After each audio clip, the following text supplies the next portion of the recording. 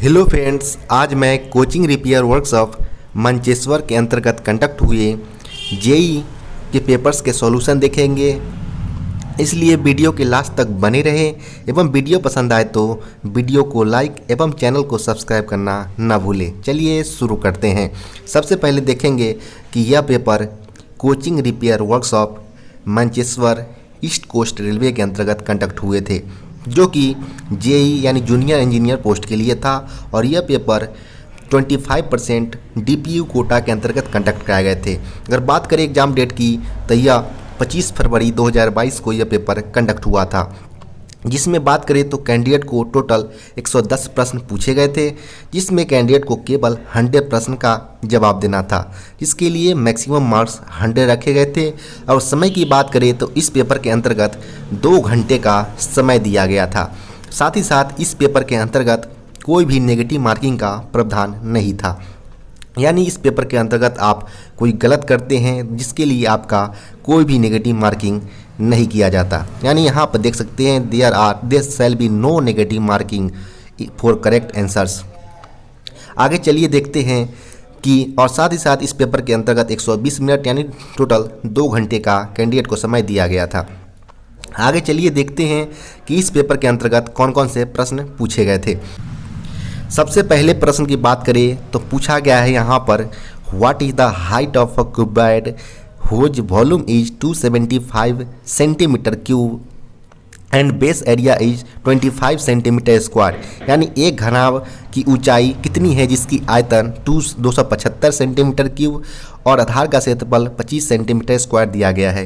क्योंकि आप जानते हैं किसी भी क्यूबॉइड का volume length into breadth into height होता है, जिसमें लेंथ और ब्रेथ मिलकर हमारा एरिया का फॉर्मेशन करता है, जिसकी यहाँ पर बात करें तो यह 25 सेंटीमीटर स्क्वायर दिया गया है, जबकि वॉल्यूम यहाँ पर हमारा 275 दिया गया है। अगर आप 25 को 275 में अगर डिवाइड करते हैं टोटल 11 सेंटीमीटर आ रहा है, जो कि हमारा हाइट हो जाएगा। तो यानी ऑप्शन नंबर यहाँ पर बी 11 सेंटीमीटर इसका सही उत्तर हो जाएगा। नेक्स्ट प्रश्न की तरफ चलते हैं। प्रश्न पूछा गया है an aeroplane covers a certain distance at a speed of 240 kmph in 5 hours to cover the same distance in 1 and 2 by 3 hours it must travel at a speed of. यानी एक हवाई जहाज जो 5 घंटे में 240 किलोमीटर पर घंटे की गति से यात्रा दूरी तय करता है, समान दूरी को वो 1 और 2/3 घंटे में तय करने के लिए उसकी कितनी गति की आवश्यकता होगी। क्योंकि यहाँ पर जानते हैं कि डिस्टेंस बराबर स्पीड इनटू टाइम होता है। यहाँ पर हमारा स्पीड 240 किलोमीटर पर आवर दिया गया है, जो कि 5 घंटे तक यात्रा करता है। टोटल डिस्टेंस यहाँ से हमारा 1200 किलोमीटर निकल के आ जाएगा। इसी दूरी को हमको 1 और 2/3 घंटे में तय करना है, तब जाकर हमारा स्पीड कितनी होगी वो निकालना है। क्योंकि यहाँ पर हमारा 1200 किलोमीटर निकल चुका है, इसको अगर हम बात करें 2/3 अगर इसको अगर करते हैं तो 5/3 आ रहा है। यानी 1200 किलोमीटर को अगर 5 × 3 तो यहाँ से अगर कट करते हैं 240 और इसको मल्टीप्लाई जब करेंगे 240 को 3 से तो 720 किलोमीटर पर आवर आता है, जो कि ऑप्शन नंबर डी में है। तो यहाँ पर ऑप्शन नंबर डी इसका सही उत्तर हो जाएगा।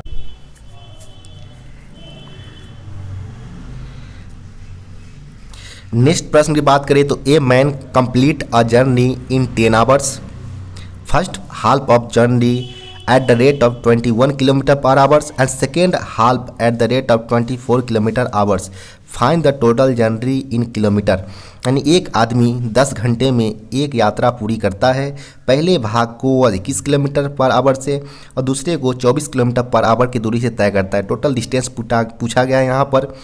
टोटल डिस्टेंस को हम अगर x कंसीडर करते हैं यहाँ पर अगर, तो हम जानते हैं कि डिस्टेंस बराबर हमारा स्पीड इनटू टाइम होता है। क्योंकि यहाँ पर हमको डिस्टेंस टाइम दिया गया है टोटल 10 किलोमीटर पर आवर, तो यहाँ पर डिस्टेंस बाय अगर स्पीड का अगर फॉर्मेशन हम करते हैं तो टोटल हमारा यहाँ से एक इक्वेशन बन जाएगा। तो यहाँ पर अगर चले तो यहाँ पर आधे दूरी को वह 21 किलोमीटर पर आवर के स्पीड से तय करता है। तो यहाँ पर अगर चूँकि हम 1 किलोमीटर टोटल डिस्टेंस कंसीडर किए हैं, तो आधे दूरी को वो 21 किलोमीटर पर आवर से, फिर अगले आधे दूरी को वह 24 किलोमीटर पर आवर से तय करते हैं, और जिसको तय करने में टोटल 10 घंटे का समय लगता है। अगर यहाँ से आप x की वैल्यू निकालते हैं अगर, तो x की वैल्यू यहाँ पर 224 किलोमीटर यहाँ से आ जाएगा, जो कि 10 घंटे में चली गई दूरी है, जो कि ऑप्शन नंबर यहाँ पर बी में है। तो इस प्रकार ऑप्शन नंबर बी इसका सही उत्तर हो जाएगा। नेक्स्ट प्रश्न की तरफ चलते हैं। तो नेक्स्ट प्रश्न पूछा गया है यहाँ पर, the ratio between the speed of two trains 7:8 if the speed trains runs 400 kilometre in 4 hours then the speed of the first train is, यानी दो ट्रेनों की गति के बीच का अनुपात 7:8 दिया गया है, जिसमें दूसरी ट्रेनों 4 घंटे में 400 किलोमीटर की दूरी चलता है। तो पहली ट्रेन की गति यहाँ पर पूछा गया है। चूँकि यहाँ पर स्पीड का रेशियो की बात करें तो 7:8 दिया गया है, जिसमें यहाँ पर सेकेंड ट्रेन है वो 400 किलोमीटर 4 घंटे में चलता है। तो यहाँ पर अगर बात करें तो इसको अगर 7x और इसको हम x कंसीडर कर ले, तो यहाँ पर सेकेंड ट्रेन की स्पीड हमारा 8x हो, जो हमारा 400 किलोमीटर 4 घंटे में चलता है। जिसको अगर कट करते हैं तो टोटल यहाँ पर x की वैल्यू हमारा 12.5 आता है। यहाँ पर हमसे सेकेंड ट्रेन की यानी फर्स्ट ट्रेन की स्पीड यहाँ पर पूछा गया है। तो यहाँ पर चूँकि हम 7x को x से मल्टीप्लाई करते हैं, तो इस प्रकार हमारा 87.5 इसका आ जाएगा स्पीड, जो कि हमारा फर्स्ट ट्रेन के लिए होगा। तो इस प्रकार हमारा सही उत्तर ऑप्शन नंबर डी 87.5 इसका सही उत्तर हो जाएगा, ऑप्शन नंबर डी। नेक्स्ट प्रश्न की बात करें तो नेक्स्ट प्रश्न पूछा गया है, a man on tours travels first 160 kilometres at 24 kilometre per hour and the next 160 kilometre at 80 kilometre per hour. The average speed for the first 320 kilometres of the tour is, यानी दौरा यात्रा पर एक व्यक्ति पहले 160 किलोमीटर 64 किलोमीटर की घंटे से तथा अगले 160 किलोमीटर 80 किलोमीटर गति से तय करते हैं। तो टोटल 320 किलोमीटर की दूरी तय करने के लिए उसकी एवरेज स्पीड पूछा गया है। चूँकि अगर बात करें तो टाइम का अगर बात करें तो टाइम बराबर हमारा डिस्टेंस बाय स्पीड होता है। तो यहाँ से हम एक इक्वेशन बनाना चाहेंगे। तो जो अगर बात करें यहाँ पर 160 किलोमीटर वो 64 किलोमीटर पर आवर से चलते हैं। टोटल टाइम निकालने के लिए बात करें तो 160 किलोमीटर 64 किलोमीटर पर आवर से, और अगले जो हमारा 160 किलोमीटर है वह 80 किलोमीटर पर आवर से चलते हैं। तो यहाँ से जब हम कट करेंगे तो टोटल हमारा 9/2 आवर्स आ जाएगा, जो हमारा टोटल टाइम होगा। इस प्रकार टोटल हमको 320 किलोमीटर की दूरी निकालने के लिए औसत गति पूछा गया है कि 320 किलोमीटर तय करने के लिए औसत गति क्या होगा। टोटल टाइम हमको मिल गया, टोटल दूरी 320 किलोमीटर है। तो इस प्रकार टोटल हमारा एवरेज स्पीड की बात करें तो डिस्टेंस हमारा 320 और 9/2 हमारा अभी जो टोटल टाइम आया है, 2 को जब हम ऊपर कर देंगे और यहाँ पर जब हम कट करेंगे तो टोटल 71.11 kmph इसका टोटल इस एवरेज स्पीड आ जाएगा, जो कि यहाँ पर ऑप्शन नंबर सी में है। तो यहाँ पर ऑप्शन नंबर सी इसका सही उत्तर हो जाएगा।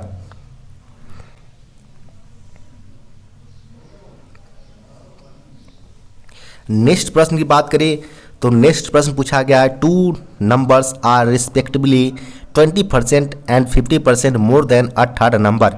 The ratio of the 2 numbers is, यानी दो संख्याओं एक तीसरी संख्या से क्रमशः 20% और 50% अधिक है, तो दो संख्याओं का अनुपात क्या होगा। अगर बात करें तो थर्ड नंबर यहाँ पर हम कंसीडर कर ले कि यह 100% है, तो पहला नंबर हमारा 120 और सेकेंड नंबर हमारा 150 आ जाएगा। दोनों का रेशियो यहाँ पर निकालना है। तो जो यहाँ पर आप 30 से 4 और 30 से 5 डिवाइड कर देंगे तो यहाँ पर आप 4:5 का अनुपात आ जाएगा, जो कि यहाँ पर ऑप्शन नंबर सी में है। तो ऑप्शन नंबर सी यहाँ 4:5 इसका सही उत्तर हो जाएगा। नेक्स्ट प्रश्न की बात करें तो नेक्स्ट प्रश्न पूछा गया है A and B together have RS 1210 and if 4/15 of A amount is equal to 2/5 of B amount, how much amount does B have. यानी ए और बी के पास एक साथ 1210 रुपये है। ए के पास की राशि का 4/15 बी की राशि की 2/5 के बराबर है। तो टोटल बी के टोटल अमाउंट पूछा गया है कि कितना है। तो अगर बात करें तो यहाँ पर ए के अमाउंट का 4/15 इक्वल्स टू बी का एक अमाउंट का 2/5 का इक्वल इक्वेशन यहाँ पर प्रश्न के अनुसार बताया गया है, जिसको अगर आप निकालते हैं तो यहाँ पर ए बाई बी का रेशियो निकालना चाहे तो 3/2 आ जाएगा। यानी 3/2 के रेशियो में यह अमाउंट डिवाइड होंगे, जिसमें बी की राशि पूछा गया है। तो टोटल बात करें तो टोटल राशि हमारा 1210 रुपये दिया गया है। यहाँ पर बी की अगर राशि निकालना चाहे तो रेशियो चूँकि हमारा 3:2 का है, जो ए और बी के लिए है। तो यहाँ अगर 5 से अगर डिवाइड कर देते हैं टोटल, और यहाँ पर बी के लिए है तो 2 से मल्टीप्लाई कर देते हैं, तो टोटल हमारा 484 रुपये आ जाएगा, जो कि हमारा बी का अमाउंट यहाँ पर निकलेगा। यानी यहाँ पर ऑप्शन नंबर बी इसका सही उत्तर हो जाएगा।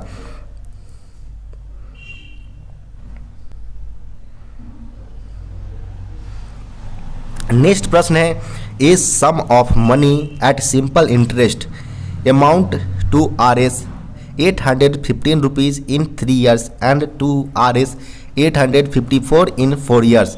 10 सम इच एंड एक धनराशि साधारण ब्याज पर 3 साल में 815 रुपये और 4 साल में 854 रुपये हो जाते हैं। तो राशि यहाँ पर ये अमाउंट पूछा गया है।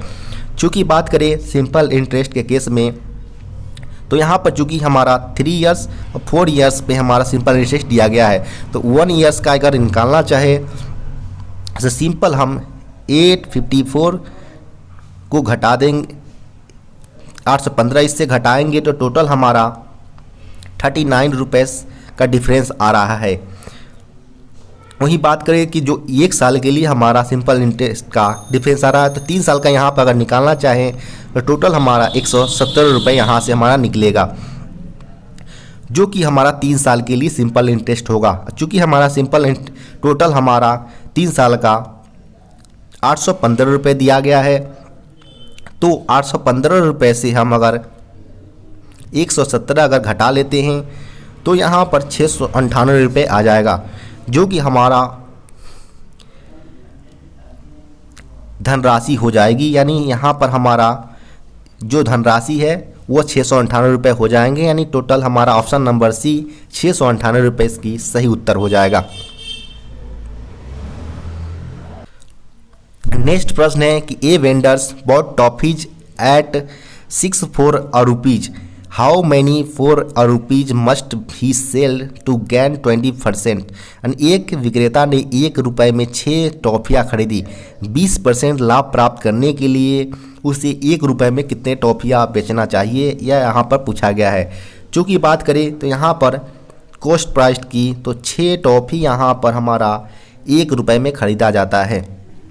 तो यहाँ पर सेलिंग प्राइस की बात करें तो सेलिंग प्राइस निकालने के लिए सबसे पहले हम कॉस्ट प्राइस निकालना चाहें तो 1 रुपये में 6 है, तो 1 वाई डिवाइडेड 6 कर देंगे तो वहाँ पर कॉस्ट प्राइस निकल जाएगा। और यहाँ पर हमको सेलिंग प्राइस को हम एक्स कंसीडर कर लिए हैं, जिसको हमारा 120% पर बेचना है। तो 120/100 इसको मल्टीप्लाई कर देंगे तो टोटल हमारा एक्स की वैल्यू 5 आ जाएगा। यानी हमारा यहाँ पर बात करें तो 1 रुपये में 5 टॉफ़ी अगर बेचा जाता है तो टोटल हमारा 20% का लाभ होगा। तो यहाँ पर ऑप्शन नंबर सी इसका सही उत्तर हो जाएगा।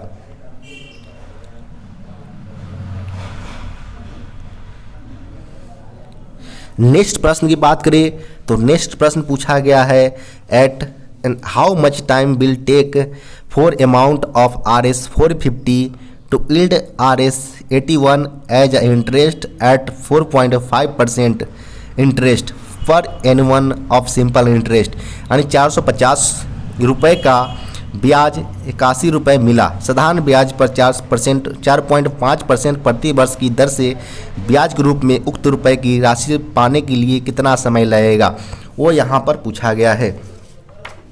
तो बात करें कि यहाँ पर हमारा टाइम पीरियड पूछा गया जो कि सिंपल इंटरेस्ट के लिए है।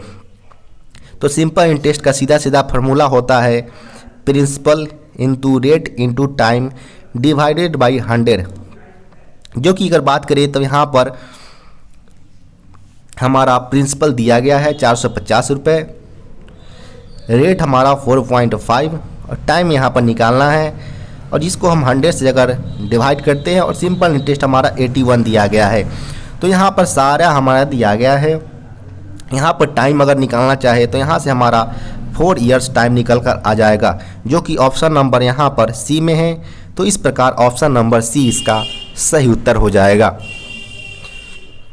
नेक्स्ट प्रश्न की तरफ चलते हैं। तो नेक्स्ट प्रश्न पूछा गया यहाँ पर कि which of the following is used in pencils, and निम्नलिखित में से किसका प्रयोग पेंसिल में किया जाता है। तो पेंसिल में मेनली ग्रेफाइट का यूज किया जाता है, जो कि कार्बन का क्रिस्टलाइन फॉर्म होता है, यानी ऑप्शन नंबर यहाँ ए इसका सही उत्तर हो जाएगा। नेक्स्ट प्रश्न है chlorophyll is naturally occurring chelate compound in which central metal, यानी क्लोरोफिल एक प्राकृतिक रूप में पाए जाने वाला कैलेट यौगिक है जिसमें केंद्रीय धातु है। तो केंद्रीय धातु की बात करें तो यहाँ पर इसकी केंद्रीय धातु मैग्नीशियम होता है, जो कि क्लोरोफिल के केस में नेचुरली पाया जाता है। लेकिन यहाँ पर कोई भी ऑप्शन में मैग्नीशियम नहीं है, तो यहाँ पर option number D none of these इसका सही उत्तर हो जाएगा, क्योंकि इसमें खास तौर पर मैग्नीशियम पाया जाता है नेचुरली क्लोरोफिल में। नेक्स्ट प्रश्न की बात करें तो नेक्स्ट प्रश्न पूछा गया है the element common to all acids is, यानी सभी अम्लों के लिए सामान्य तत्व कौन सा है। तो यहाँ पर हाइड्रोजन इसका सही उत्तर हो जाएगा, यानी ऑप्शन नंबर ए इसका सही उत्तर है। नेक्स्ट प्रश्न है carbon diamond and graphite are together called, यानी कार्बन हीरा और ग्रेफाइट सभी एक साथ क्या कहलाते हैं। तो ये कहलाते हैं हमारे एलोट्रोप, जिसे आप अपरूप कार्बन की बोल सकते हैं, यानी यहाँ पर ऑप्शन नंबर ए इसका सही उत्तर हो जाएगा। नेक्स्ट प्रश्न है एयर इज एन, यानी वायु क्या है। तो वायु एक मिक्सचर है, यानी मिश्रण है, यानी ऑप्शन नंबर यहाँ डी इसका सही उत्तर हो जाएगा। अगर बात करें इसकी कॉम्बिनेशन की तो नाइट्रोजन जो हमारा होता है वो हमारा 78%, ऑक्सीजन जो होता है वो हमारा 21%, उसके बाद बात करें तो आर्गन हमारा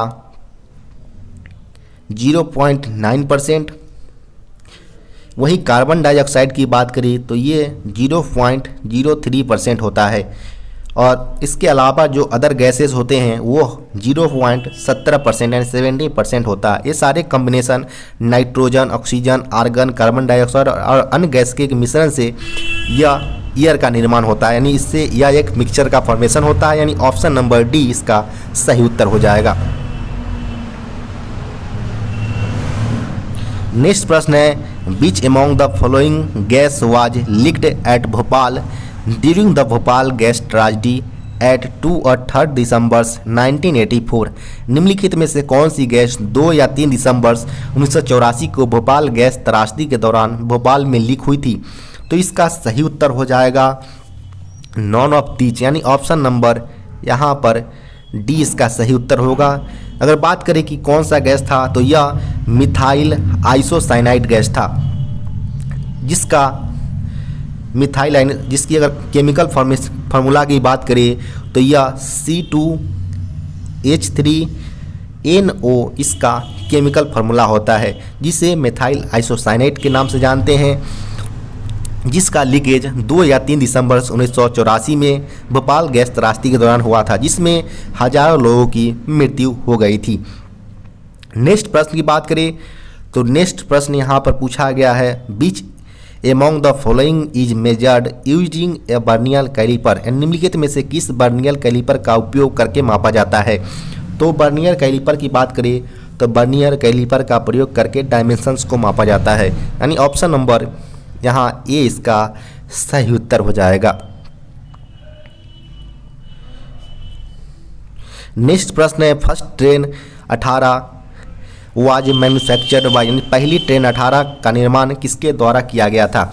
तो पहली ट्रेन 18 की बात करें तो यह ICF चेन्नई यानी पेराम्बूर के द्वारा इसका निर्माण किया गया था।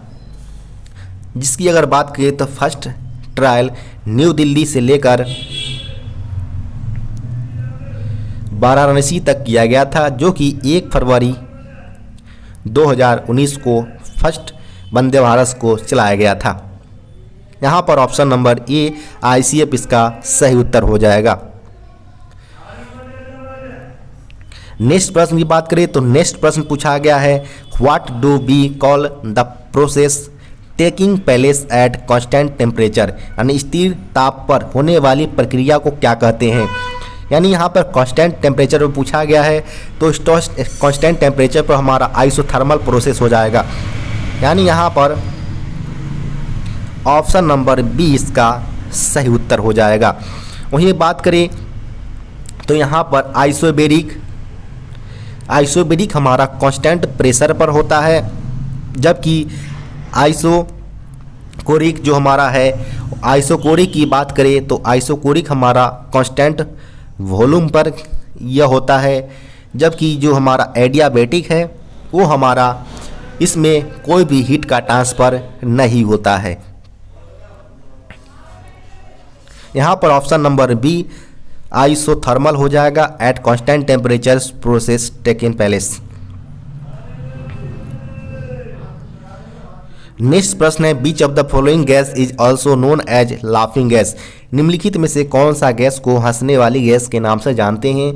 तो यह नाइट्रस ऑक्साइड हो जाएगा। यानी यहाँ पर ऑप्शन नंबर बी इसका सही उत्तर है, जिसकी अगर केमिकल फॉर्मूले की बात करें तो यह N2O होता है, जिसे नाइट्रस ऑक्साइड के नाम से जानते हैं, जो कि कलरलेस, नॉन फ्लेमेबल और जिसको हम मेडिकल और डेंटल प्रोसीजर्स में एज अ सेडेटिव यूज करते हैं।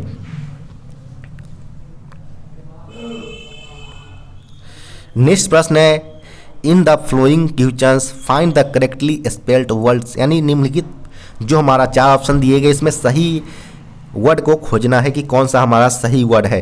तो यहाँ पर रिकमेंडेशंस का दिया गया है, तो रिकमेंडेशंस की बात करें तो रिकमेंडेशन का सही वर्ड होता है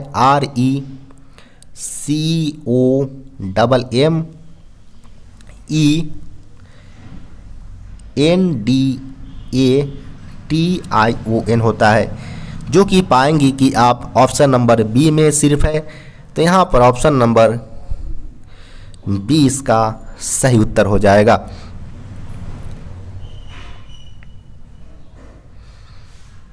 नेक्स्ट प्रश्न पूछा गया, फाइंड द वर्ड स्पेल्ड। जो हमारा वर्ड दिया गया उसमें सही वर्ड को खोजना है कि सही वर्ड हमारा कौन सा है। तो यहाँ पर सही वर्ड हमारा सिर्फ ऑप्शन नंबर सी इफिशिएंट सही वर्ड है, यानी ऑप्शन नंबर यहाँ सी इसका सही उत्तर हो जाएगा। यही बात करें कि सी के अलावा हमारा ट्रीटमेंट का, तो ट्रीटमेंट का यहाँ पर TREATMENT सिर्फ होता है, जो कि हमारा MEANT कर दिया, जो कि यहाँ पर हमारा गलत हो जाएगा। बिटरमेंट भी हमारा बेटरमेंट होता है, बिटरमेंट नहीं होता, ई हो जाएगा यहाँ पर, जो कि गलत है। और इम्प्लॉयबल, तो यहाँ पर वाई के बाद यहाँ पर ए होना अनिवार्य है। जो इस प्रकार से तीनों ऑप्शन हमारे गलत हो जाते हैं, तो सिर्फ हमारा सही उत्तर इफिशिएंट इसका ऑप्शन नंबर सी इसका सही उत्तर हो जाएगा। नेक्स्ट प्रश्न पूछा गया है, एक PQRS जो हमारा कॉम्बिनेशन बनाते हैं सेंटेंस की, उसके लिए पूछा गया है। तो यहाँ पर when he heard the hue and cry at midnight, he was nervous and did not know what to do. इस तरह का कॉम्बिनेशन बनेगा। तो यहाँ पर अगर स्टार्ट करना चाहे तो यहाँ पर हमारा एक सब्जेक्ट है और यहाँ पर एक हमारा वर्ब्स का सेकेंड रूप है। तो यहाँ पर आप आर से स्टार्ट करें, यानी hear hue and cry at midnight and he was nervous. तो यहाँ पर आर क्यू nervous and did not know, तो यहाँ पर पी और एस का कॉम्बिनेशन बन जाएगा, यानी आर क्यू पी एस, जो कि यहाँ पर ऑप्शन नंबर ए में है। तो इस प्रकार ऑप्शन नंबर ए इसका सही उत्तर हो जाएगा। नेक्स्ट प्रश्न पूछा गया है, in the following questions choose the word which is exact opposite to the given words. निम्नलिखित में प्रश्नों में से वह शब्द चुनिए जो दिए गए शब्दों की ठीक विपरीत होगा, वो पूछा गया है यहाँ पर। तो यहाँ पर इनॉर्मस दिया गया है, तो इनॉर्मस का मतलब होता है विशाल और बड़ा। तो इसका अपोजिट वर्ड की बात करें तो टिनी, यानी छोटा हो जाएगा, यानी छोटा, और इनॉर्मस जो कि बड़ा होता है। तो यहाँ पर ऑप्शन नंबर इसका सी इसका सही उत्तर हो जाएगा। नेक्स्ट प्रश्न पूछा गया है, in the following the questions choose the word which best express the meaning of the given word. यानी यहाँ पर निम्नलिखित में से कौन सा शब्द है जो दिए गए शब्दों का सबसे अच्छी तरह व्यक्त करता है। तो यहाँ पर करप्लेंट पूछा गया है। करप्लेंट का मतलब होता है मोटा या गोल मटोल। तो उस सेंस में अगर बात करें तो ओबेज, ओबेज का मतलब ही वही होता है, मोटा और गोल मटोल, यानी ऑप्शन नंबर यहाँ डी इसका सही उत्तर हो जाएगा। लीन मिस यहाँ पर होता है दुबला पतला, गॉन्ट मिस में दुबला होता है, इमेसिएटेड का मतलब यहाँ पर दुबला ही होता है। नेक्स्ट प्रश्न पूछा गया, look at the series 2 1 half और हाफ 1/4। यहाँ पर प्रत्येक जो हमारा नंबर दिए गए हैं उसको आधे आधे का फॉर्मेशन आगे बढ़ते हुए जा रहा है। तो इसके आगे का पूछा गया है, तो यहाँ पर 1/4 को अगर हाफ से डिवाइड तो 1/8 आ जाएगा, यानी यहाँ पर ऑप्शन नंबर बी इसका सही उत्तर हो जाएगा। नेक्स्ट प्रश्न पूछा गया है, which word does not belong with the others. कौन सा शब्द दूसरों से संबंधित नहीं है, वो यहाँ पर पूछा गया है। तो यहाँ पर बात करें इंच, सेंटीमीटर और यार्ड, ये सारे डिस्टेंस का है, जबकि आउंच इस सारे से अलग है। तो यहाँ पर ऑप्शन नंबर बी इसका सही उत्तर हो जाएगा।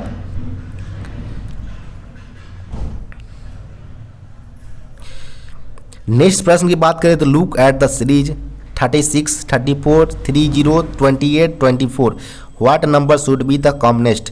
यानी एक श्रृंखला दिया गया, यानी सीरीज दिया गया, इसमें अगले संख्या पूछा गया है। चूँकि इसमें देख पा रहे होंगे आप कि यहाँ पर हमारा 36 से 30 का डिफरेंस हमारा 6 का आ रहा है, जो 6 घटाने पर यहाँ पर चूँकि अगर बात करें तो 36 34 30 28 और 24 दिया गया है। यहाँ पर हमारा 6 घट रहा है, फिर यहाँ पर 6 घट रहे हैं, फिर यहाँ पर इस तरह से 6 घट रहा है।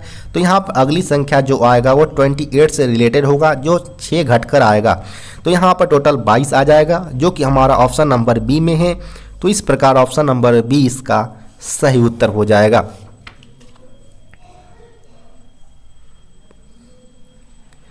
नेक्स्ट प्रश्न की बात करें तो नेक्स्ट प्रश्न पूछा गया कि जो हमारा अल्फ़ाबेटिकल सीक्वेंस दिया गया है, इसमें जो बीच का एक gap fill in the blanks दिया गया है वो भरना है। तो चूंकि आप देख पा रहे होंगे कि एस के बाद यहाँ पर हमारा टी के बाद यू और यू के बाद यहाँ पर भी आएगा।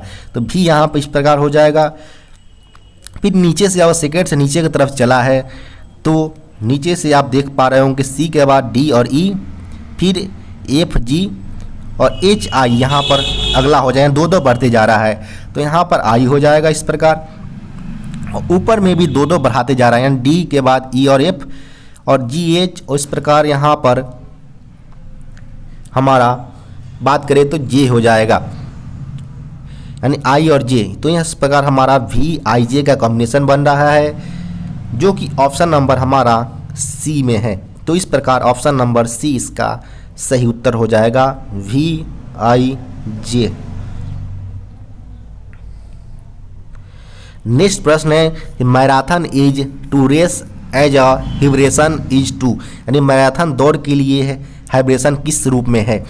तो बात करें कि जो हमारा मैराथन है, जो हमारा दिया गया है यहाँ पर कि मैराथन एक रेस का एक रूप है, तो उस प्रकार हमारा हिब्रेशन एक हो जाएगा, जो कि स्लीप का हमारा लेंदी पीरियड ऑफ जो स्लीप का पीरियड होता है उसको हम हिब्रेशन के नाम से जानते हैं। यानी अगर बात करें तो जो अगर कोई भी रेस को अगर लंबी दूरी तक आप तय करते हैं तो मैराथन के नाम से जाना जाता है, जबकि अगर बात करें स्लीप अगर लंबे समय तक लिया जाए तो उसको हिब्रेशन फॉर्म के नाम से जानते हैं। तो यानी ऑप्शन नंबर यहाँ डी इसका स्लीप इसका सही उत्तर हो जाएगा।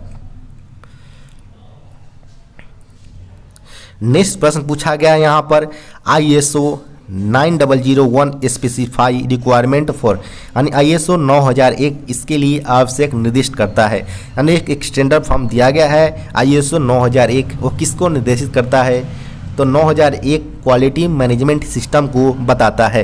यानी यहाँ पर ऑप्शन नंबर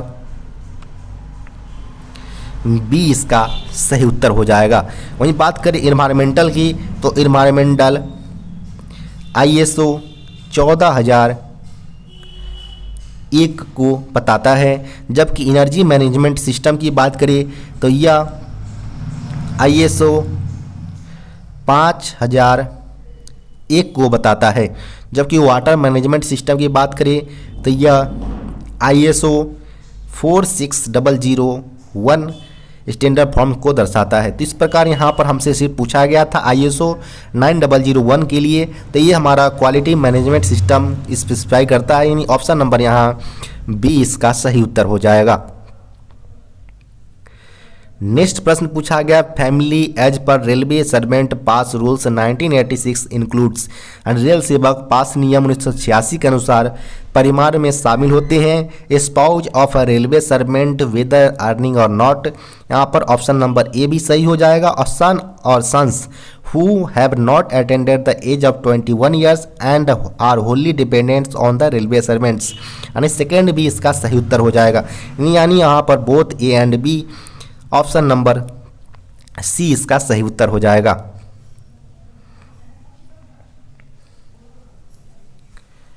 नेक्स्ट प्रश्न की बात करें तो नेक्स्ट प्रश्न पूछा गया है पासेज पर रेलवे सर्वेंट्स पास रूल 1986 मीन्स, यानी रेल सेवक पास नियम 1986 के अनुसार पास का अर्थ क्या होता है तो पास का अर्थ होता है कि an authority given by the ministry of railway और any railway administration to a person authorised him to travel by rail gratuitously, यानी यहाँ पर ऑप्शन नंबर बी इसका सही उत्तर हो जाएगा। यानी रेल के द्वारा यानी रेल मिनिस्ट्री ऑफ रेलवे के द्वारा रेल सेवक को एक अधिकार पत्र दिया गया है जिसकी मदद से वह रेल की यात्रा फ्री में कर सकता है, यानी ऑप्शन नंबर यहाँ बी इसका सही उत्तर हो जाएगा।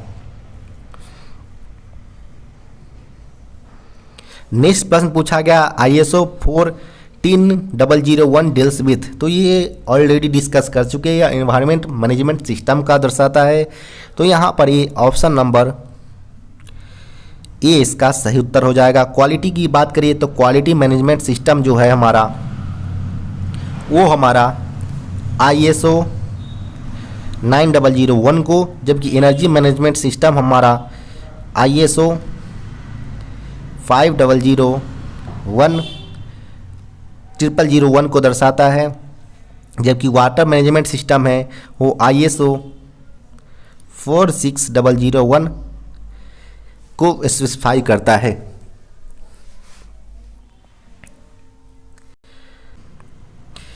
नेक्स्ट प्रश्न की बात करें तो नेक्स्ट प्रश्न पूछा गया मेजर पेनाल्टी इंक्लूड्स, यानी दीर्घ दंड में शामिल है, तो दीर्घ दंड में यहाँ पर हमारा कौन कौन शामिल है तो यहाँ पर हमारा बात करें तो पहले ऑप्शंस की reduction to a lower stage in the scale for a specified period with और without effecting of a future increment, तो यहाँ पर यह इंक्रीमेंट को इफेक्ट करेगा, तो ये हमारा सही हो सकता है मेजर पेनाल्टी के लिए।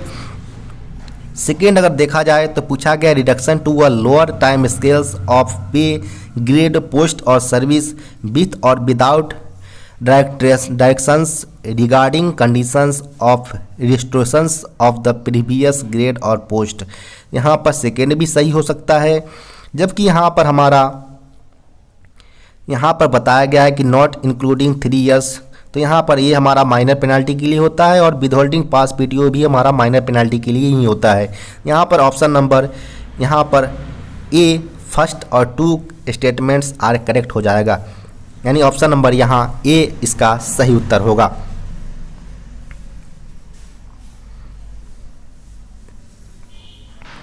नेक्स्ट प्रश्न की बात करें तो नेक्स्ट प्रश्न पूछा गया है सेंसियर अनिंदनीय क्या है, तो निंदा करना एक माइनर पेनल्टी के अंतर्गत आता है। साथ ही साथ स्टॉपेज पास पीटीओ जो होता है वो भी एक तरह से माइनर पेनल्टी के अंतर्गत ही आता है, यानी ऑप्शन नंबर यहाँ बी इसका सही उत्तर हो जाएगा। नेक्स्ट प्रश्न है form used to service suspension, यानी निलंबन की पूर्ति के लिए प्रयुक्त पत्र कौन सा होता है, तो निलंबन के लिए ACF1 यानी स्टैंडर्ड फॉर्म 1 का यूज किया जाता है, जो कि ऑप्शन नंबर डी में है। नॉन ऑफ दीज इसका ACF1 इसका सही उत्तर होगा।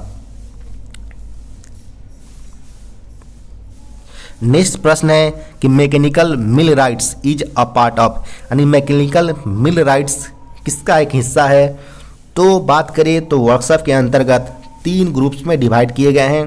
पहला है प्रोडक्शन शॉप ग्रुप्स, दूसरा है सपोर्ट शॉप ग्रुप्स और तीसरा है हमारा सपोर्ट डिपार्टमेंट्स ग्रुप्स होता है। जिसमें हमारा मैकेनिकल मिल राइट्स की बात करें तो यह सपोर्ट शॉप जो हमारा डिपार्टमेंट ग्रुप होता है वो हमारा इंसेंटिव ग्रुप उसके अंतर्गत आता है। तो यहाँ पर बात करें तो यहाँ पर ऑप्शन नंबर बी इसका सही उत्तर हो जाएगा, यानी mechanical millwrights support shop incentive groups के अंतर्गत आते हैं।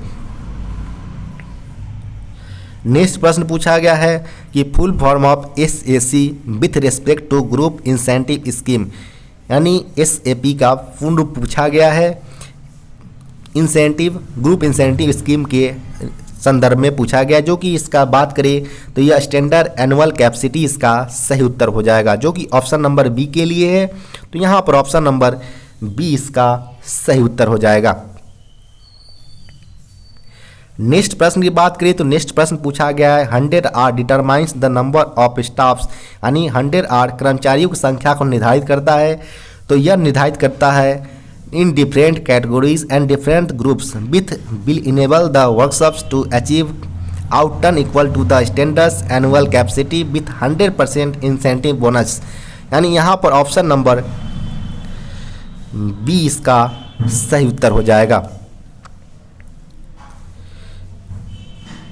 नेक्स्ट प्रश्न पूछा गया है कि ISO 18001 डील्स विथ, यानी ISO 18001 संबंधित किससे है, तो यह बात करें 18001 तो यह healthy and safety management system से संबंधित होता है, जो कि इसमें ऑप्शन में कहीं भी नहीं है।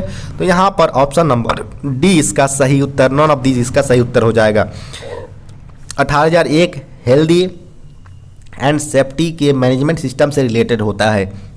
वही इन्वायरमेंटल सिस्टम जो हमारा मैनेजमेंट सिस्टम होता है वो हमारा ISO 14001, जबकि IS क्वालिटी मैनेजमेंट सिस्टम की बात करें तो यह ISO 9001 से रिलेटेड होता है। जबकि जो हमारा एनर्जी मैनेजमेंट सिस्टम है वो ISO 5001 से रिलेटेड होता है। जबकि इन्वायरमेंटल मैनेजमेंट सिस्टम की बात करें तो यह 14001 से रिलेटेड होता है। जबकि हमारा ISO 18001 health and safety management system से रिलेटेड होता है। यहाँ पर option number D none of the इसका सही उत्तर होगा। नेक्स्ट प्रश्न है फुल फॉर्म ऑफ रोम, यानी रोम का यहाँ पर फुल फॉर्म पूछा गया है।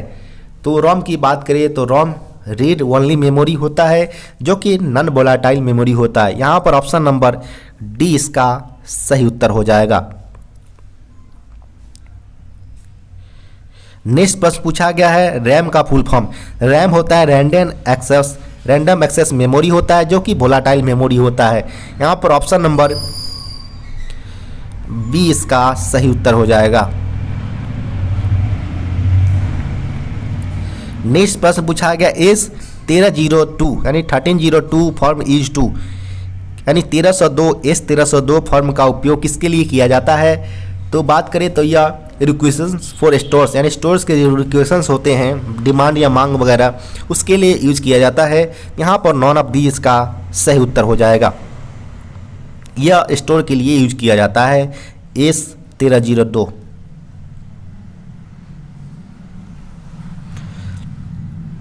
नेक्स्ट है term DS8 is associated with यानी टर्म DS8 संबंधित है किससे संबंधित है। तो यह advice note for return stores होता है यानी सीधा सीधा बोला जाए तो यह DS8 यह स्टोर से रिलेटेड होता है यानी ऑप्शन नंबर यहाँ डी इसका सही उत्तर हो जाएगा। नेक्स्ट प्रश्न की बात करें the payment of wages act was passed in यानी वेतन भुगतान अधिनियम पारित कब किया गया था।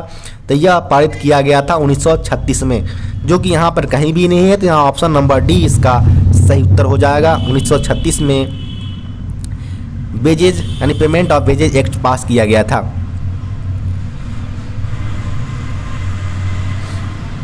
नेक्स्ट प्रश्न की बात करें तो wheel shop is a part of यानी व्हील शॉप किसके पार्ट है। तो व्हील शॉप की अगर बात करें तो व्हील शॉप हमारा इंसेंटिव प्रोडक्शन ग्रुप्स के अंतर्गत आता है यानी ऑप्शन नंबर यहाँ पर ए इसका सही उत्तर हो जाएगा।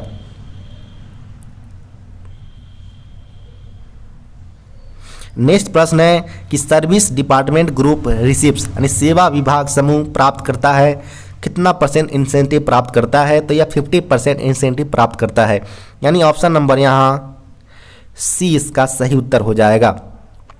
टोटल 3 तरह के वर्कशॉप में होते हैं प्रोडक्शन शॉप इंसेंटिव, दूसरा होता है सपोर्ट शॉप इंसेंटिव जो 80% प्राप्त करता है, थर्ड होता है सर्विस या सपोर्ट डिपार्टमेंट जो 50% प्राप्त करता है। जो 80% है यह प्रोडक्शन वाले लेते हैं। तीसरा जो हमारा है 100% है वो हमारा प्रोडक्शन वाले, जबकि 80% है वह सपोर्ट शॉप वाले लेते हैं। जबकि सर्विस या सपोर्ट की डिपार्टमेंट की बात करें तो उसको 50% मिलता है। यहाँ पर ऑप्शन नंबर सी 50% इसका सही उत्तर हो जाएगा।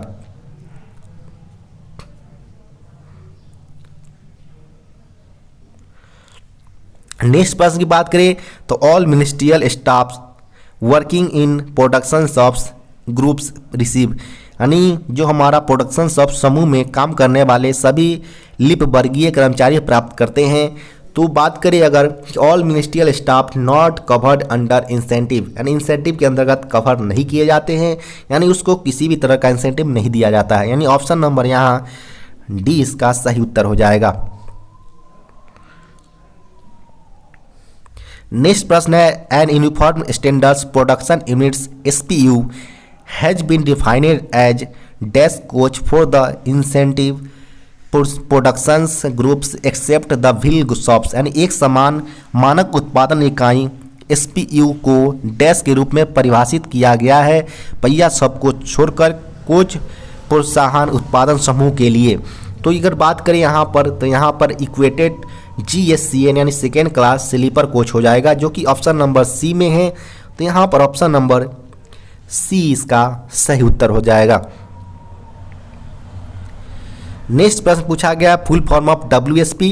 WSP का फुल फॉर्म होता है व्हील स्लाइड प्रोटेक्शन डिवाइस जो इमरजेंसी या LHP कोच में लगाया जाता है जो व्हील को स्लाइड यानी स्किड होने से बचाता है। यानी यहाँ पर इसकी अगर पार्ट्स की बात करें तो phonic wheel, speed sensor, micro processor, dumper बाल्व जिसे एंटी स्किड के बाल्व के नाम से जानते हैं, ये सारे इसके पार्ट्स होते हैं जिसकी मदद से व्हील को स्किड होने से बचाया जाता है। यानी ऑप्शन नंबर यहाँ डी इसका सही उत्तर हो जाएगा।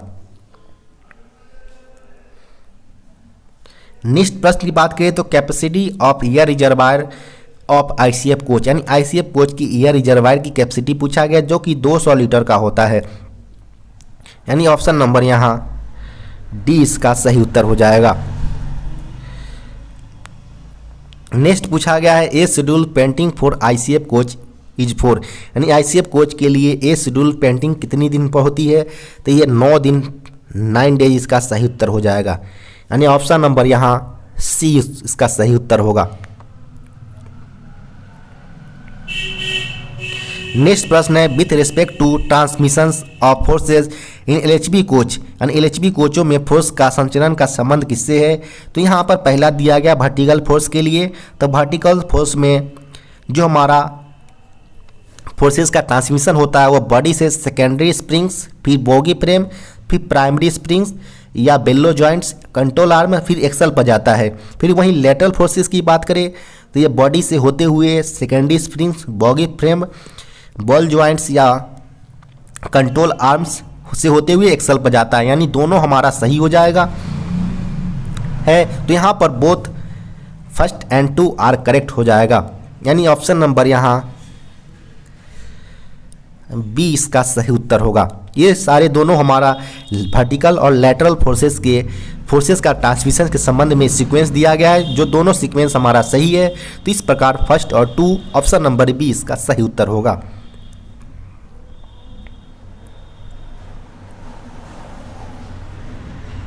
नेक्स्ट प्रश्न है auxiliary reservoir in ICF coach is charged to, यानी एक आईसीएफ कोच के सहायक रिजर्वायर को चार्ज कितने केजी प्रेशर पर किया जाता है। तो ये 6 केजी प्रेशर पर किया जाता है ऑक्सिलरी रिजर्वायर को, जिसकी कैपेसिटी की बात करें तो 200 लीटर की टोटल कैपेसिटी होती है। यहाँ पर ऑप्शन नंबर ए इसका सही उत्तर हो जाएगा।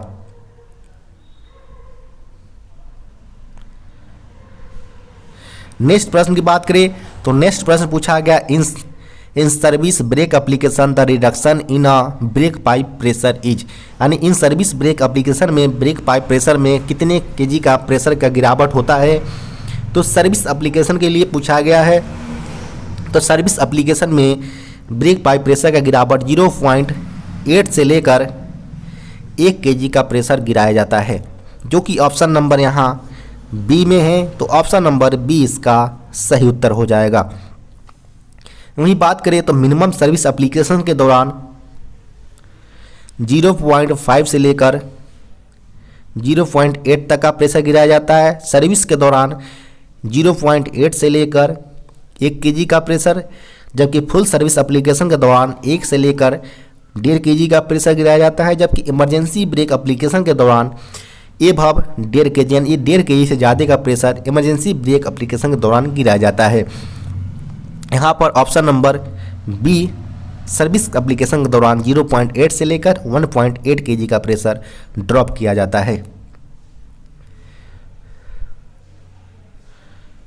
नेक्स्ट प्रश्न है thickness of hard packing recommended when average trade diameters of 2 wheel sets in an ICF bogie is 819 mm बोला गया है, यानी हार्ड पैकिंग के मोटाई जो हमारा है सिफारिश तब की जाती है जब किसी आईसीएफ बोगी की 2 पहियों सेटों का औसत ट्रेड मीटर 819 mm हो जाते हैं। चूँकि बात करें आईसीएफ बोगी में तो टोटल हमारा 4 तरह की पैकिंग का यूज किया जाता है, जो कि अगर बात करें तो हम 889 से लेकर 864 के बीच अगर व्हील का डायमीटर होता है तो टोटल हम 13 mm का पैकिंग का यूज करते हैं। फिर 863 से बात करें तो 840 तक का जब हमारा डायमीटर होता है तो टोटल 26 mm की पैकिंग के यूज करते हैं। और 839 से लेकर बात करें 820 तक का तो यह 38 mm की पैकिंग का यूज किया जाता है। जबकि 819 mm पर होने पर बिलो होने पर हम उस केस में 48 mm की पैकिंग का यूज करते हैं। चूँकि यहाँ पर हमारा 819 mm दिया गया है तो इस केस में हमारा 48 mm का पैकिंग का हार्ड पैकिंग का यूज किया जाएगा, यानी ऑप्शन नंबर यहाँ पर सी इसका सही उत्तर हो जाएगा 48 mm। यहाँ पर नेक्स्ट प्रश्न पूछा गया full form of PCV. PCV का फुल फॉर्म होता है पैसेंजर कोचिंग व्हीकल, जो कि ऑप्शन नंबर बी में है।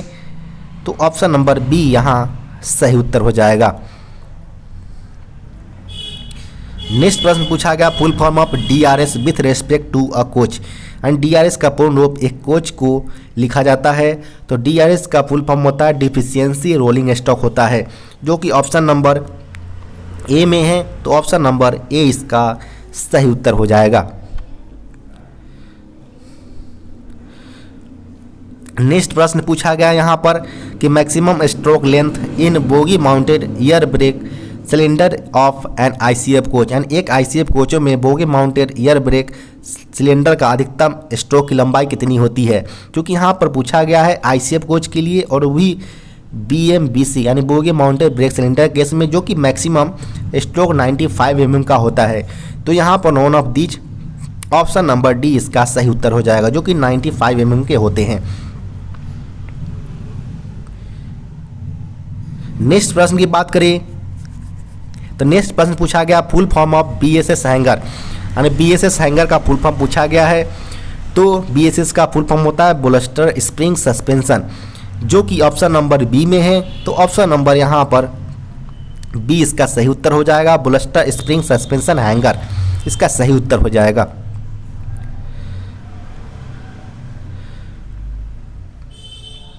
नेक्स्ट प्रश्न पूछा गया drawing code A03 with respect to spring of an ICF coach is 4, यानी ICF कोच का ड्राइंग कोड A03 स्प्रिंग के संबंध में कौन सा होगा।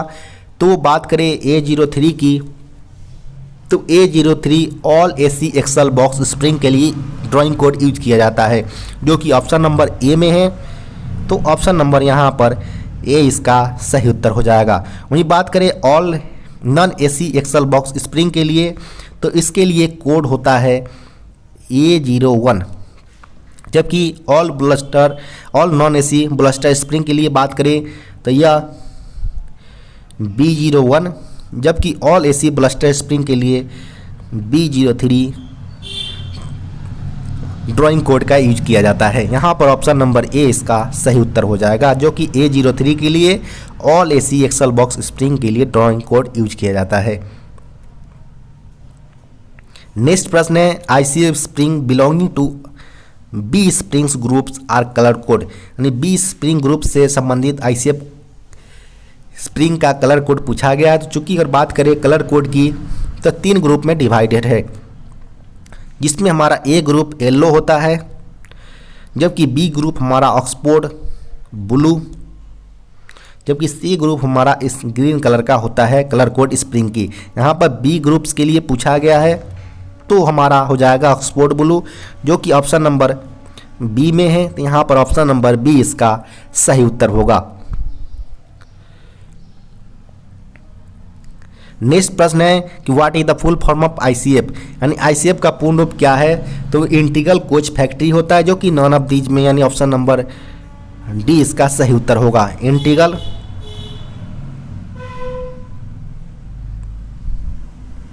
Coach factory.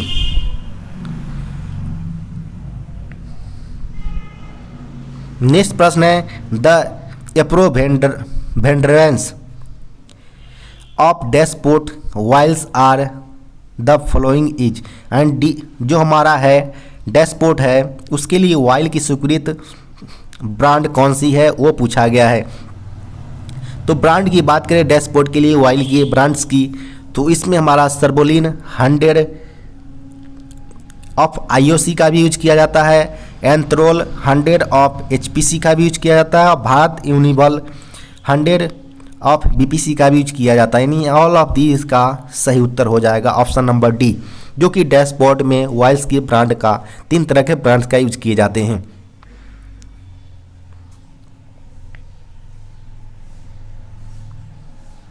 नेक्स्ट प्रश्न की बात करें तो नेक्स्ट प्रश्न पूछा गया break pipe through out the length of train charges with the compressed air rate, जो हमारा ब्रेक पाइप के लिए प्रेशर कितना होता है। तो 5 kg का प्रेशर होता है पूरे ट्रेन के लिए, यानी ऑप्शन नंबर यहाँ ए इसका सही उत्तर हो जाएगा 5 kg पर centimetre square. New wheel next प्रश्न है new wheel dia of ICF solid wheel, यानी ICF सॉलिड व्हील का नया व्हील का डाया कितना होता है। तो ICF के लिए नए व्हील का डाया की बात करें अगर तो वो 915 mm का होता है, जो कि यहाँ पर ऑप्शन में नहीं है, तो नॉन ऑफ दी इसका ले लेंगे। यहाँ पर 915 mm जो कि नए के लिए होता है, जबकि 825 पर हम कंडम कर देते हैं। नेक्स्ट प्रश्न पूछा गया prescribed RA value for surface finish off general portion in microns पूछा गया है, यानी माइक्रोन से सामान्य भाग की सतह के लिए निर्धारित महत्व जो हमारा है प्रिस्क्राइब वैल्यू है वो पूछा गया है, वो कितना होगा सरफेस फिनिश के लिए। तो सरफेस फिनिश के लिए अगर बात करें तो जो हमारा यहाँ पर पूछा गया है वो जनरल के लिए पूछा गया है। तो जनरल के लिए हमारा 0.8 होता है। तो यहाँ पर ऑप्शन नंबर ए इसका सही उत्तर हो जाएगा, जो कि जनरल पोर्शंस के लिए होता है सरफेस फिनिश। वहीं अगर बात करें व्हील सेट के लिए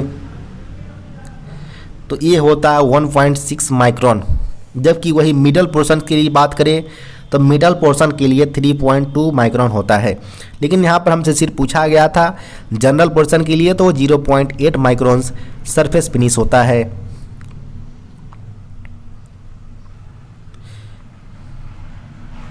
नेक्स्ट प्रश्न पूछा गया seat schedule painting in an ICF coach is for how many days, यानी ICF कोच में सी शेड्यूल्स पेंटिंग के लिए कितने दिनों में के लिए होती है, तो यह 5 डेज के लिए होती है, यानी ऑप्शन नंबर डी इसका सही उत्तर हो जाएगा।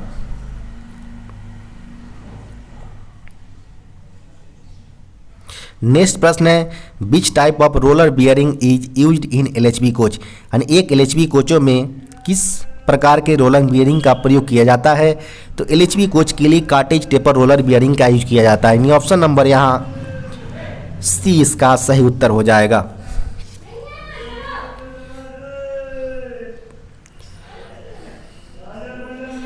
नेक्स्ट प्रश्न की बात करें तो full form of fiat bogie, यानी फिएट बोगी का फुल फॉर्म क्या है, तो फिएट बोगी का फुल फॉर्म होता है फैब्रिक इटालियाना डी ऑटोमोबाइल टोरिनो होता है, जो कि LHB कोच के लिए यूज किया जाता है, जो कि यहाँ पर बात करें तो ऑप्शन नंबर ए में है, यानी फैब्रिका इटालियाना डी ऑटोमोबाइल टोरिनो। तो यहाँ पर ऑप्शन नंबर ए इसका सही उत्तर हो जाएगा। नेक्स्ट प्रश्न है फुल फॉर्म ऑफ BP, तो BP का फुल फॉर्म ब्रेक पाइप होता है, जो कि ग्रीन कलर के होते हैं। जिसमें प्रेशर की बात करें तो इसमें 5 kg पर सेंटीमीटर स्क्वायर का प्रेशर ब्रेक पाइप के अंतर्गत होते हैं। यहाँ पर ऑप्शन नंबर 20 का सही उत्तर हो जाएगा। नेक्स्ट प्रश्न है कि flexi coil secondary springs are present in, यानी फ्लेक्सी कॉइल सेकेंडरी स्प्रिंग मौजूद होते हैं, किस में होते हैं, तो यह मौजूद होते हैं ICF और LHB दोनों कोचों में मौजूद होते हैं। तो यहाँ पर ऑप्शन नंबर सी बोथ इसका सही उत्तर हो जाएगा। नेक्स्ट प्रश्न है the colour of feed pipe in coaching trains, coaching ट्रेनों में फीड पाइप का रंग का कलर कोड पूछा गया है, तो यह व्हाइट कलर का होता है, जो कि फीड पाइप के लिए होता है, यानी ऑप्शन नंबर यहाँ पर डी इसका सही उत्तर हो जाएगा। वहीं अगर बात करें तो इसमें 6 kg का प्रेशर कोच में होता है फीड पाइप के अंतर्गत। नेक्स्ट प्रश्न है फुल फॉर्म ऑफ फीवा का फुल फॉर्म पूछा गया, जो कि होता है फेलियर इंडिकेशन कम ब्रेक एप्लीकेशन डिवाइस होता है, जो कि ऑप्शन नंबर ए में है। तो ऑप्शन नंबर ए इसका सही उत्तर हो जाएगा। यही बात करें तो यह इंडिकेट करता है जब एयर स्प्रिंग बेल्लो वगैरह फेल हो जाते हैं, उस केस में हमारा पूरी गाड़ी में अप्लाई ब्रेक हो जाती है, और यह हमारा जो फीबा यूनिट होते हैं इंडिकेटर वो हमारा रेड कलर को शो करता है। नेक्स्ट प्रश्न है फुल नेम ऑफ PAB, यानी PAB का फुल नेम होता है पैसेंजर इमरजेंसी अलार्म बल्ब, यानी ऑप्शन नंबर यहाँ सी इसका सही उत्तर हो जाएगा। वहीं बात करें कि यह ICF में इसकी 8 mm की चौक डाया होती है, जबकि LHB की बात करें तो यह 19 mm की चौक डाया इसकी PEB की होती है। नेक्स्ट प्रश्न है the colour code of helical springs of ICF bogie is, यानी ICF बोगी के हेलिकल स्प्रिंग के कलर कोड पूछा गया है, तो इसका होता है येलो, ऑक्सफोर्ड ब्लू और ग्रीन होता है, जो कि ऑप्शन नंबर में नहीं है, तो वहाँ पर ऑप्शन नंबर डी इसका सही उत्तर हो जाएगा। A, B और C येलो, ऑक्सफोर्ड ब्लू और ग्रीन कलर, 3 कलर के टोटल कॉम्बिनेशन होते हैं ICF के अंतर्गत स्प्रिंग के लिए। नेक्स्ट प्रश्न है what is the diameter of maximum born wheel of LHB coach. यानी LHB कोच की अगर बात करें तो इसमें अधिकतम घिस जाने पर पहिए का व्यास कितना होता है, तो वो होता है 845 mm, जो कि ऑप्शन नंबर किसी में भी नहीं है, तो यहाँ पर ऑप्शन नंबर डी इसका सही उत्तर हो जाएगा, नन। नेक्स्ट प्रश्न है colour code of primary outer and primary inner spring of LHB AC 2 tier.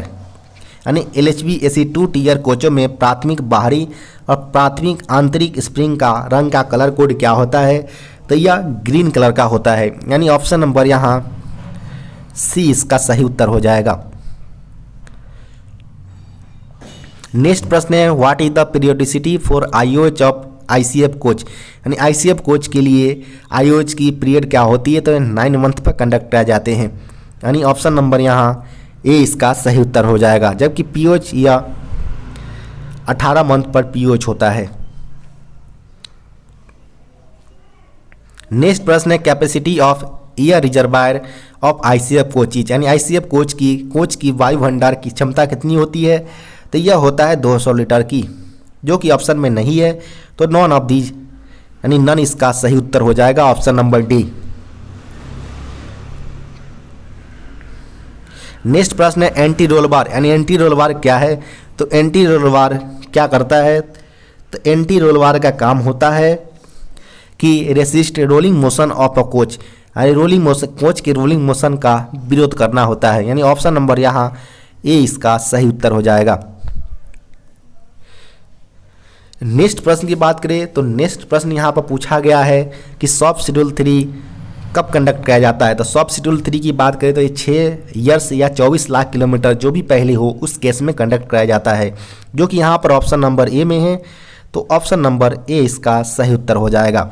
वहीं बात करें तो SS1 में 1.5 ईयर्स या 6 लाख किलोमीटर जो भी पहले हो उस केस में होता है, जबकि SS2 की बात करें तो यह 3 ईयर्स या 12 लाख किलोमीटर जो भी पहले हो उस केस में यह कराया जाता है।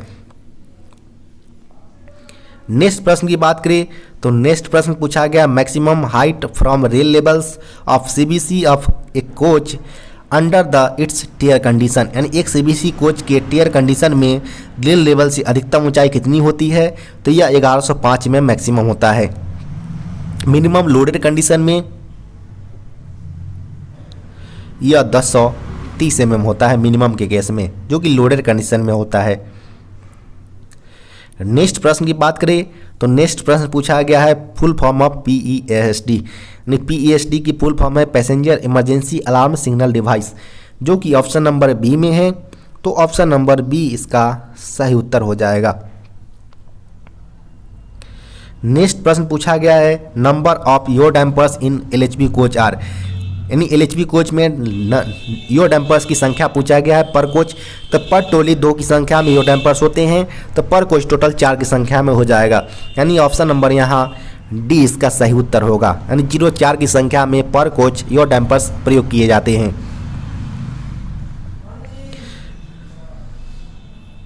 नेक्स्ट प्रश्न है फोनिक व्हील इज। यानी फोनिक व्हील क्या है, तो phonic wheel install on the one end of each axles of LHB coach. यानी LHB कोच के प्रत्येक एक्सल पर एक एंड पर लगा होता है, जिसकी मदद से स्पीड को देखा जाता है कि प्रत्येक एक्सल की स्पीड कितनी है, ज़्यादा है कम है, उस अनुसार डंप वाल्व एक्चुएट करता है और डी ब्रेकिंग या ब्रेकिंग करते हैं। यहाँ पर ऑप्शन नंबर बी इसका सही उत्तर हो जाएगा। नेक्स्ट प्रश्न है the difference between the alignment deviations of the 2 new outer springs of LHB bogie. यहाँ पर पूछा गया एक LHB बोगी के 2 नए बाहरी जो हमारा आउटर स्प्रिंग्स होते हैं कि उसकी अलाइनमेंट डेविएशन पूछा गया न्यू आउटर स्प्रिंग के केस में पूछा गया है। तो न्यू आउटर स्प्रिंग की केस की अगर बात करें तो न्यू के लिए यह 4 mm डिफरेंस हम क्रिएट ज़्यादा से ज़्यादा मैक्सिमम हो सकता है। यहाँ पर should not be exit 4 mm, option number यहाँ बी इसका सही उत्तर होगा, जो कि आउटर स्प्रिंग के लिए अलाइनमेंट डेविएशन होता है। वही बात करें इनर स्प्रिंग के लिए तो यह 8 mm होता है। यहाँ पर न्यू आउटर स्प्रिंग के लिए पूछा गया था, इसका आप ध्यान रखें।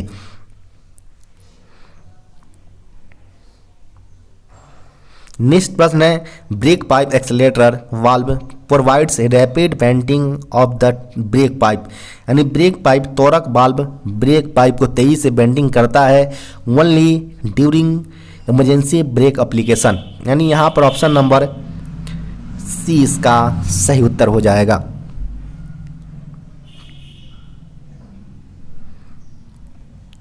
नेक्स्ट प्रश्न है the fiat bogie is fitted with, यानी एक फिएट बोगी किसके साथ फिट होता है, तो न्यूमेटिक डिस्क ब्रेक के सिस्टम के साथ फिट होता है। यहाँ पर ऑप्शन नंबर बी इसका सही उत्तर हो जाएगा। नेक्स्ट प्रश्न की बात करें तो what do you mean by CDTS, CDTS का फुल फॉर्म क्या है, तो कंट्रोल डिस्चार्ज टॉयलेट सिस्टम होता है, यानी यहाँ पर ऑप्शन नंबर बी इसका सही उत्तर हो जाएगा।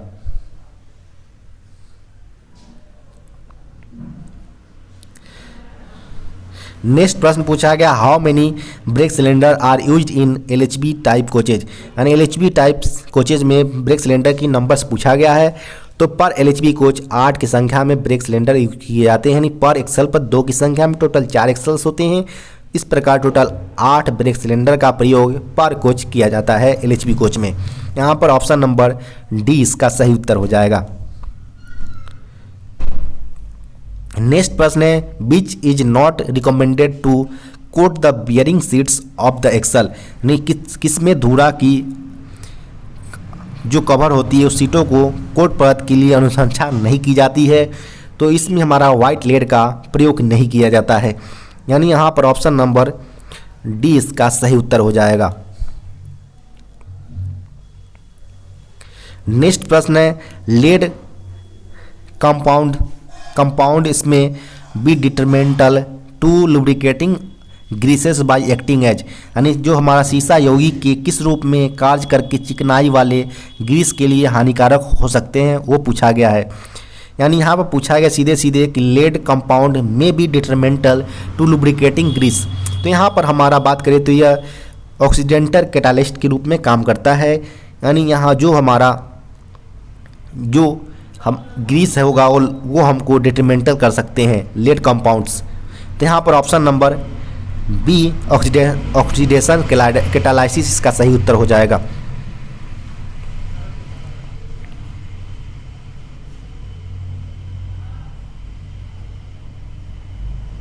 नेक्स्ट प्रश्न है which of the following are recommended for the bearing storage, निम्नलिखित में से कौन सा वाहन भंडारण के लिए अनुशंसित किया जाता है, वो यहाँ पर पूछा गया है, तो यहाँ पर हमारा है कि unmounted new roller bearings and compounds parts must be storage in area that is clean will protected from the moisture और रेन्स, यानी जो हमारा अनमाउंटेड और न्यू व्हील रोड बियरिंग्स होते हैं उसको इस जगह पर प्रोटेक्शन करना है जहाँ पर मॉइस्चर और रेन्स वगैरह ना हो, यानी साफ़ सुथरा हो, तो यहाँ पर ऑप्शन नंबर ए इसका सही उत्तर हो जाएगा।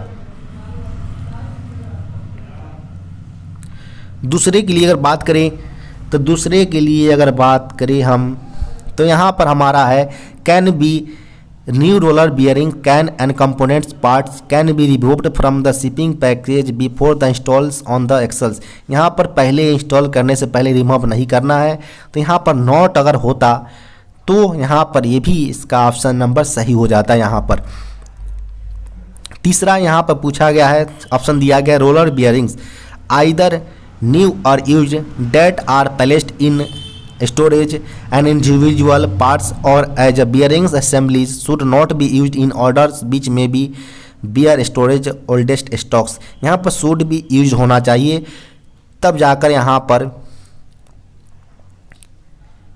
ये भी ऑप्शन सही हो जाता, लेकिन यहाँ पर ऑप्शन नंबर बी और सी दिए गए इसके अनुसार गलत है, यहाँ पर ऑप्शन नंबर सिर्फ ए इसका सही उत्तर हो जाएगा। नेक्स्ट प्रश्न पूछा गया the difference between the alignment deviations of the two serviceable outer springs of LHB bogie, LHB bogie में दो सेवा योग्य बाहरी स्प्रिंग के संरक्षण के विचलन के बीच अंतर कितना होता है वो पूछा गया है। तो चूंकि बात करें तो यहाँ पर सर्विसेबल पूछा गया, जो कि difference between alignment deviations outer spring के लिए पूछा गया एलएचबी कोच में। तो सर्विसेबल मीन्स यहाँ पर कंडम कंडीशन कब तक यूज कर सकते हैं, तो 8 mm की कंडीशन तक हम यूज कर सकते हैं अलाइनमेंट डेविएशंस। यहाँ पर ऑप्शन नंबर सी इसका सही उत्तर हो जाएगा, जो कि आउटर स्प्रिंग के लिए है। वहीं अगर न्यू कंडीशन में पूछा जाता है या तो यह 4 mm की अलाइनमेंट डेविएशन होता है आउटर स्प्रिंग के केस में।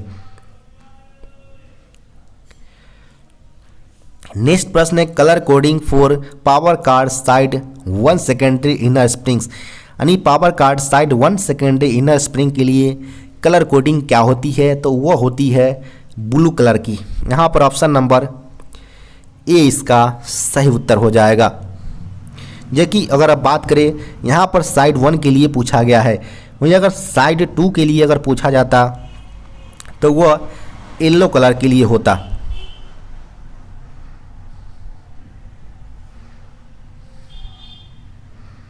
नेक्स्ट प्रश्न है the centre buffer coupler used in LHB coach. LHB coach में प्रयोग किए जाने वाले सेंटर बफर कपलर कौन सा होता है, तो वो इस type tight lock centre buffer coupler होता है, जो कि ऑप्शन नंबर बी में है।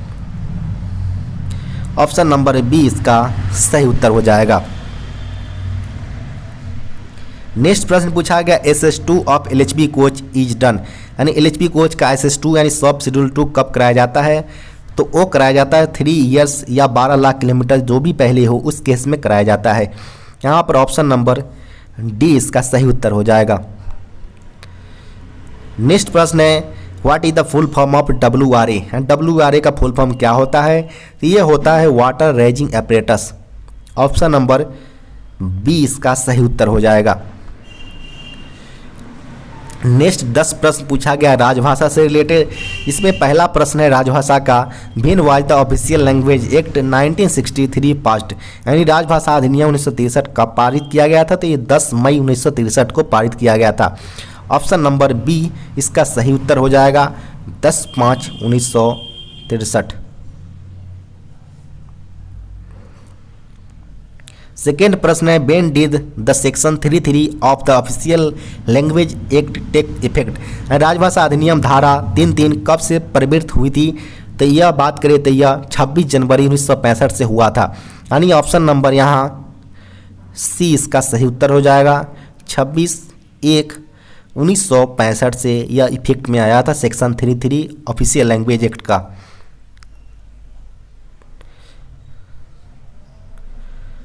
नेक्स्ट प्रश्न की बात करें तो how many languages are enlisted in the 8 schedules of the constitution, यानी फिलहाल संविधान के 8वें अनुसूची में कितनी भाषा सम्मिलित है, तो टोटल 22 भाषाओं को सम्मिलित किया गया है, यानी ऑप्शन नंबर बी इसका सही उत्तर हो जाएगा। चूँकि और वहीं जब संविधान शुरुआत हुआ तो उस समय संविधान के अंतर्गत केवल 14 भाषाएं ही शामिल किए गए थे मूल रूप से। नेक्स्ट प्रश्न है when was the official language rules passed, राजभाषा नियम कब पारित किया गया था, तो यह 1976 के अंतर्गत पारित किया गया था, यानी 1976 में यह पारित हुआ था राजभाषा नियम 1976। नेक्स्ट प्रश्न है in compliance of article 344 when was the official language commissions form, यानी अनुच्छेद 344 के अनुरक्षण में राजभाषा आयोग की नियुक्ति कब हुई थी, तो यह 1955 में हुई थी, यानी 7 जून 1955।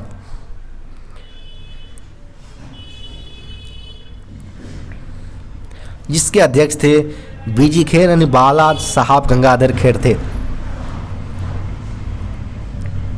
नेक्स्ट प्रश्न है as per the constitution who is translating the statutory rules regulations and orders, संविधान के अनुसार संवैधानिक नियमों विनियमों और आदेशों का अनुवाद कौन करता है, तो यह करता है मिनिस्ट्री ऑफ लॉ करता है। ऑप्शन नंबर यहाँ पर सी इसका सही उत्तर हो जाएगा। नेक्स्ट प्रश्न है how many Hindi courses are prescribed for central government employ, यानी केंद्र सरकार के कर्मचारियों के लिए कितने पाठ्यक्रम निर्धारित है, तो यह टोटल 3 पाठ्यक्रम है प्रबोध प्रवीण और प्राग्ञ। ऑप्शन नंबर यहाँ बी इसका सही उत्तर हो जाएगा। नेक्स्ट प्रश्न है who is the chairman of central Hindi committee, यानी केंद्रीय हिंदी समिति के अध्यक्ष कौन है, तो यह प्राइम मिनिस्टर होते हैं, यानी ऑप्शन नंबर डी इसका सही उत्तर हो जाएगा। नेक्स्ट प्रश्न की बात करें तो नेक्स्ट प्रश्न यहाँ पर पूछा गया है, which is the final Hindi course prescribed in the clerical grade employees of central government, यानी केंद्र सरकार के लिपिकीय कर्मचारी के लिए निर्धारित अंतिम पाठ्यक्रम कौन सा होता है, तो वह प्राज्ञ होता है। ऑप्शन नंबर यहाँ पर डी इसका सही उत्तर हो जाएगा। नेक्स्ट और लास्ट प्रश्न पूछा गया है, who are eligible to undergo training in Hindi workshop, यानी कार्यशाला में प्रशिक्षित होने के लिए कौन योग्य है, तो यह all class 3 and gazetted staff, ये सारे एलिजिबल होते हैं, यानी ऑप्शन नंबर यहाँ ए इसका सही उत्तर हो जाएगा। आपको वीडियो कैसा लगा कमेंट बॉक्स में बता सकते हैं, साथ ही साथ वीडियो को लाइक एवं चैनल को सब्सक्राइब करना ना भूलें। धन्यवाद।